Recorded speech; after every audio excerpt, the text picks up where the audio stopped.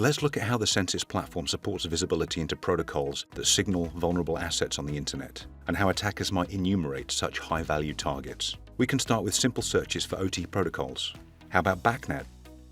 But let's say we have an interest in Siemens devices specifically, maybe because of a recently announced vulnerability. We're showing how the Censys platform can use even rudimentary search terms to gain visibility into architectures. But let's drill in a little further. For my money, exposed HTTP on these devices could suggest an HMI that's visible to the outside world. So we'll flesh this query out a little. BACnet, Siemens, and HTTP. Very interesting. No one understands the internet like Censys.